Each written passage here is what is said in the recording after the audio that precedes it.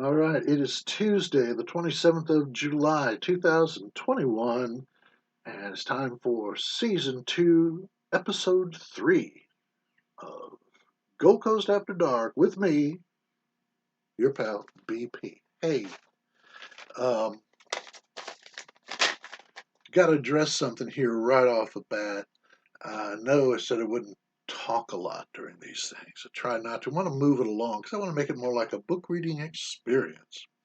Um, However, it has been brought to my attention that my mood so far in the first two episodes has been more on the somber side. And with good reason. I think, as we're seeing, as we can tell now, especially after the last bit that we read, after the last episode, that the events in a fragile thing that could only exist where fragile things are loved are not exactly, sort of cuddly puppy dog and daffodil stuff. Uh, I described After Halloween, the previous book that we were reading for my grandson Jax back in Fort Worth, described it as a fairy tale, which it sort of is. Um, the ending was not bad. It wasn't a bad ending. Um, but after reading the afterword and commenting afterwards, I did do something that Mike Franks, who was a mentor for Leroy Jethro Gibbs on NCIS and my favorite character on that show after Ziva David, um, Mike said he had a problem with people leaving loose ends. You are not supposed to leave loose ends because they cause trouble. Um, Nothing but problems from loose ends. So you got to take care of them. Time up. However, at the end of the last series of videos, I had alluded to an unintended sequel to After Halloween, and but you can't do that unless you follow up on it.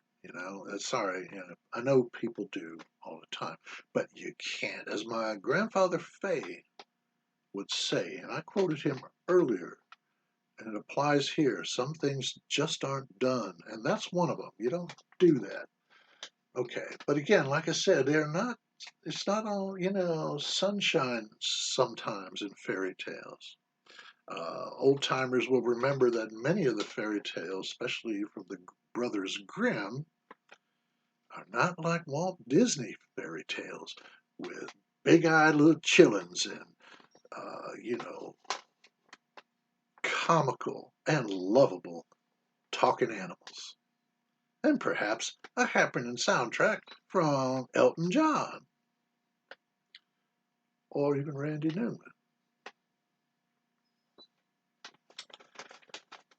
But I came here this morning and I found it has not gone unnoticed. My mood here, my recalling those incidents, however, is not necessarily a happy occasion for me.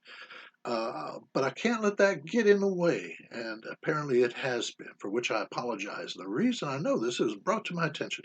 This morning I found a note right here on my laptop, and here's the note. You can see for yourself. Dear Bill, lighten up. Love, Jimmy. That, of course, Jimmy being your friend and mine, friend of the show, Jimmy Page Turner,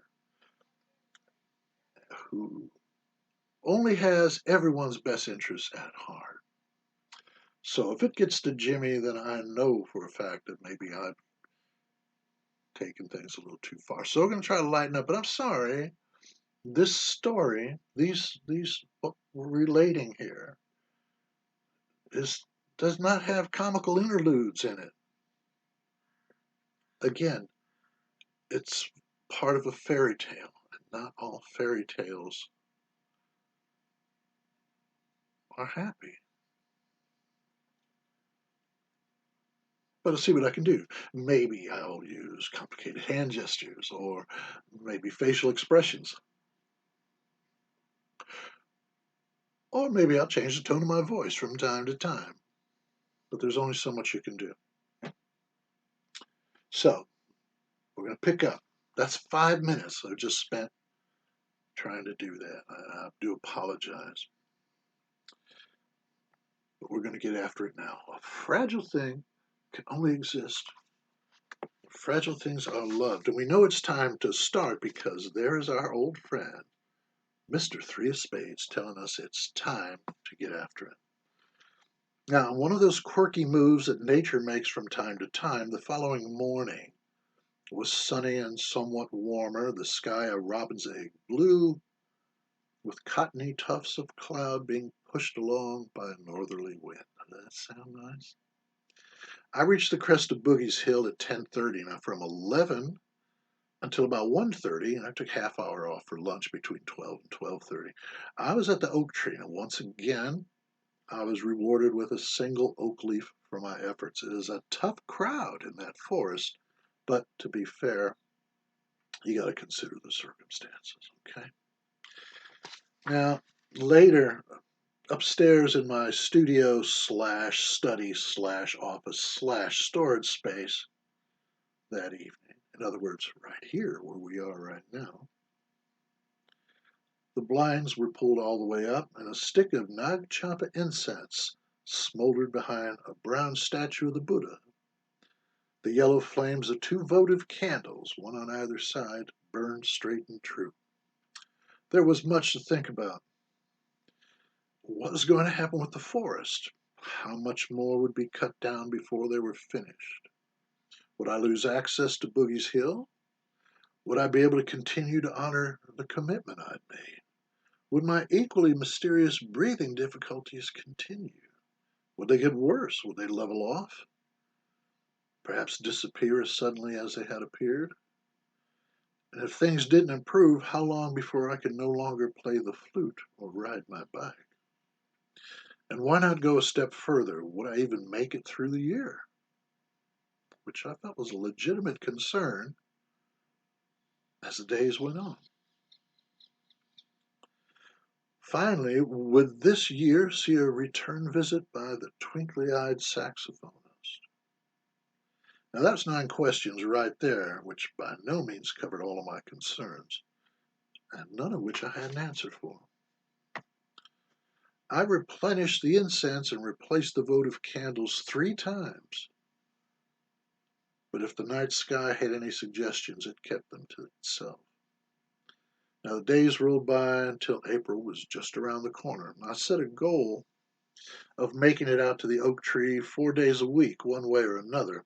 I also began pushing myself to stay and play a little longer each visit, figuring to build up my stamina. Now, hopefully by summer's end, I would be where I left off the previous October. As I explained to the oak, if things work out the way I hope they will, I'll be here Mondays, Tuesdays, Thursdays, and Fridays. There's always a chance I could show up on a weekend, but I can't guarantee it. Um, but I think I can do 4 days a week as long as I take care of myself. But I just never know what the day's going to be like until I wake up and move around a bit. Now, it was only on my way home that it occurred to me that the concept of days of the week might not have any meaning for a tree. Now, it was a good plan and worked out more often than not, but there were periods where I simply wasn't up to it. Now, there was no discernible pattern, no way to predict when they would appear. As an old friend back in Denton, Texas would say, some days are better than most. But a curious thing happened the first time I wasn't able to meet my 4 day plan. I had played on Monday and Tuesday, but as Wednesday wore on, my day off, remember, I felt more and more run down. When I woke Thursday morning, I knew I would need another day off. Now, hopefully, that would be all.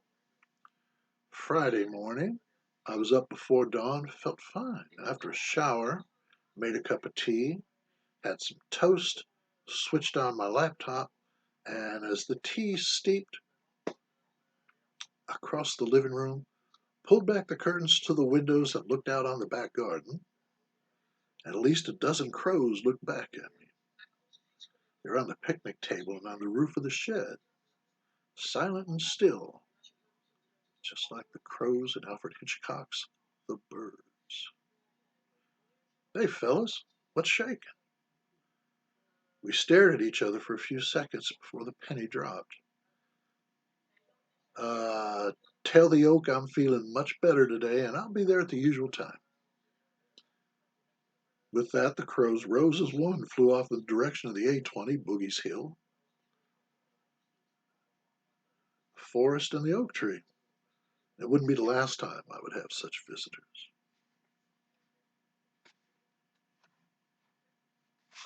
Oops. By mid-May, sorry, these books are difficult. By mid-May, things had improved health-wise, and that I'd been able to keep to my schedule. As to say, I may not have been better, but at least I wasn't any worse. The crows had had no cause to hold a vigil in the back garden. Now, the 13th and the 14th I remember as being particularly good. Warm temperatures, cloudless skies, and a gentle breeze, and my flute playing, for what it was competent and solid. Still, nothing fancy, nothing to write home about, just little passages. Nothing that could ever be mistaken for a song. I would run through my entire repertoire, have lunch, run through it again. And at the end of each day, I now received 2 oak leaves. But then things changed. Saturday the 15th began well enough. As usual, I was up before dawn, having barely 3 hours sleep. After my toast and tea, it was again, this is a Saturday. So Saturdays and Sundays, I did not go to the forest because Saturdays and Sundays I found it was crowded there. All kinds of bicycle geeks and joggers and walkers and people with their dogs and corporate types out doing bonding exercises, disturbing the harmony of the forest. Certainly yours truly. So what I do, I start the day out by hopping on, after my toasted tea, hopping on my exercise bike and ride to nowhere. 20 kilometers, that's about an hour. Um, and then later I would go out on my bike and just ride on this side of the A20 and stay in town, as it were, for anywhere from an hour to hour and a half. Uh, and then, that would be either later that morning or early in the afternoon, just depend how I was feeling. Between the two, I got a good dose of exercise and fresh air every day. Now, this is something that continued to puzzle the doctors and me because I never had any problems with breathing while I'm riding my bike. Well, there's a mystery for sure.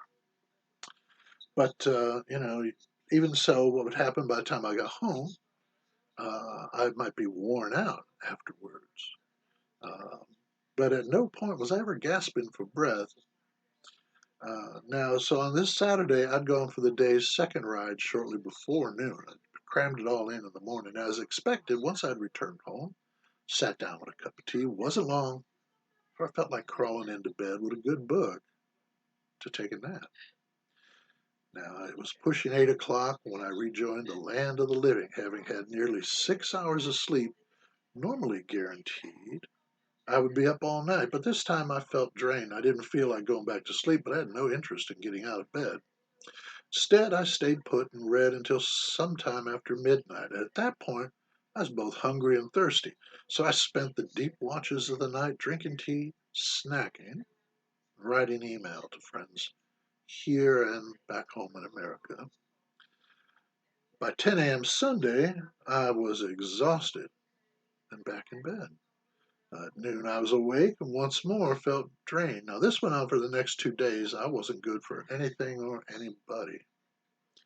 Now, but next thing I know, it's Wednesday. Now, early Wednesday evening, I was considerably better. When it was dark enough for the LED lights that we got strung out in the back garden, when it was dark enough for them to come on, I stepped outside for the first time since Saturday. Now, in the back garden, as has been noted, there's a picnic table on which sits an assortment of potted plants. A crow stepped out from behind the plant at the far end of the table. I said, "Hey, pal, did you draw the short straw for the bill watch?" There was a soft rustling sound, and perched on the edge of the shed's roof were another half dozen crows. "I guess not." There was no response. "Well, if I don't feel any worse than I do right now, I'll be there tomorrow. So fly away home, get some sleep." And they did.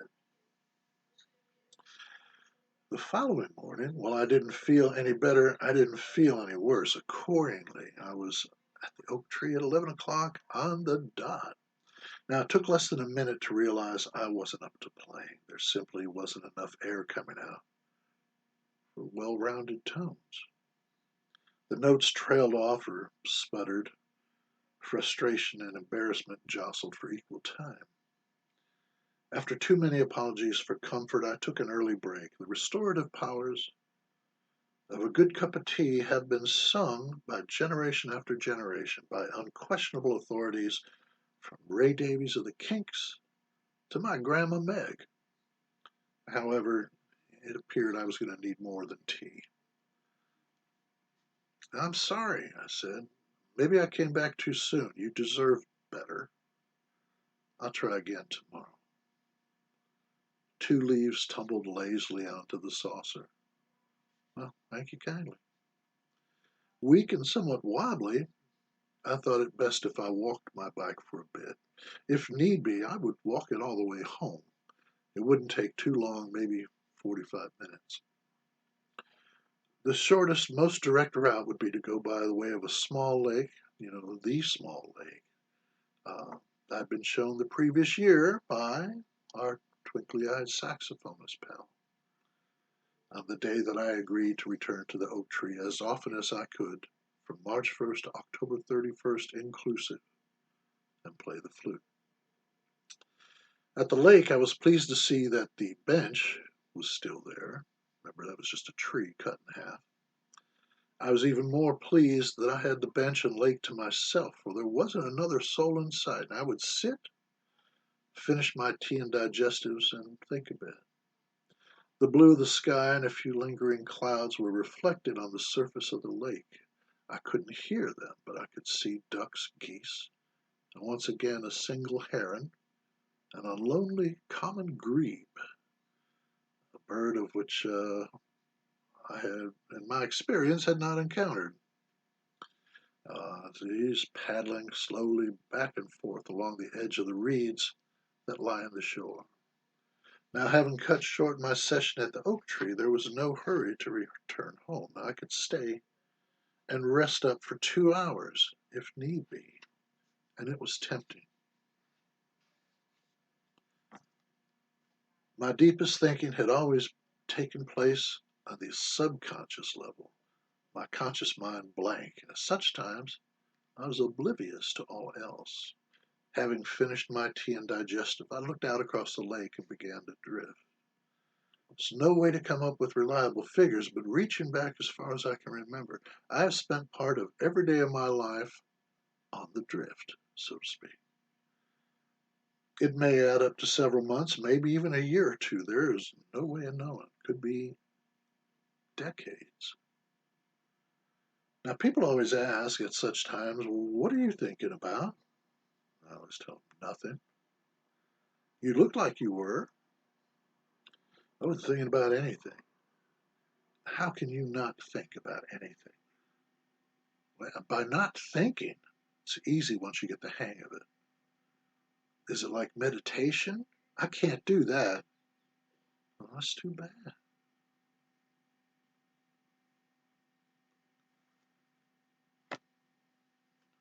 But that's what I was doing. Just looking.